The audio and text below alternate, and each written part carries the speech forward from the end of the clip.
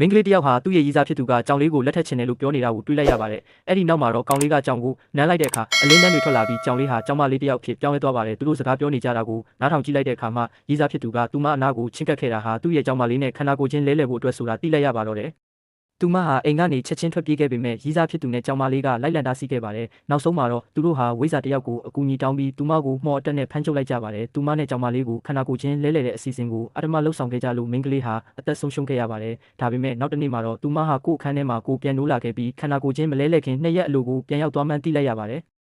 အရင်ကအဖမ်းခံထားရစဉ်တုန်းကဝိဇ္ဇာရီးစားဖြစ်သူနဲ့ကြောင်မလေးတို့ပြောနေတာကိုသူမကြားခဲ့ပူပါတယ်။အဲ့ဒီအစီအစဉ်မတိုင်ခင်ကြောင်မလေးအနေနဲ့ချိုးဖောက်လို့မရတဲ့စီကံ3ခုရှိပါတယ်။ပထမတစ်ခုကညဘက်လူဖြစ်ပြောင်းတဲ့အခါဒဏ်ရာမရစေရပါဘူး။ဒုတိယကတော့ပြန်လည်မွေးဖွားလာတဲ့မိန်းကလေးရဲ့သွေးနဲ့မထိတွေ့ရပါဘူး။တတိယအချက်ကတော့အစီအစဉ်လုံးမဲ့နေ့မှာမိန်းကလေးဝတ်ထားတဲ့အဝတ်အစားနဲ့တူတာမျိုးမဝေးရပါဘူး။အကယ်၍ကြောင်မလေးကဒီစီကံ3ခုလုံးကိုချိုးဖောက်ခဲ့ရင်ခန္ဓာကိုယ်လဲလှယ်တာမအောင်မြင်တော့ပဲတေမင်းရဲ့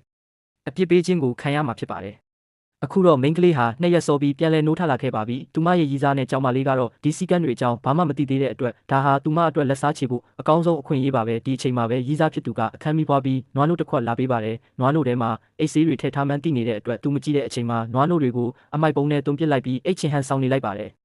ညဘက်မှာတော့မိန်းကလေးအိပ်ပျော်နေပြီးအထင်နဲ့ကောင်လေးဟာကြောင်မလေးနဲ့တွေ့ဖို့အခန်းထဲခိုးဝင်လာပါတယ်။မိန်းကလေးကဒါကိုတကားအပြင်ကနေအကုန်မြင်နေရပြီးအခန်းထဲကိုတမင်ဝင်သွားကဘာလို့မအိပ်သေးတာလဲလို့မေးလိုက်ပါတယ်။အဲ့ဒီအချိန်မှာပဲအခွင့်အရေးယူပြီးကြောင်မလေးရဲ့လက်ကိုနင်းလိုက်ပါတယ်။သူမရဲ့ရွေချက်အောင်မြင်သွားတဲ့အတွက်ကျေနပ်စွာနဲ့ထွက်လာခဲ့ပါတော့တယ်။ရီးစားဖြစ်သူကတော့စိတ်မကောင်းဖြစ်ပြီးကြောင်မလေးရဲ့ဒဏ်ရာကိုအမြန်ကုသပေးပါတယ်။မိန်းကလေးအတွက်တော့ချိုးဖောက်ဖို့စီကံ2ခုကျန်ပါသေးတယ်။နောက်တစ်နေ့မှာကောင်လေးအလုပ်သွားတဲ့အချိန်ကြောင်ကိုလှောင်အိမ်ထဲထည့်ပြီးတိရစ္ဆာန်ဆေးရုံကိုခေါ်သွားပါတယ်။ပြီးတော့ဆရာဝန်ကိုကြောင်လေးကိုတားဆက်ချခွဲစိတ်မှုလုပ်ပေးဖို့ပြောလိုက်ပါတယ်။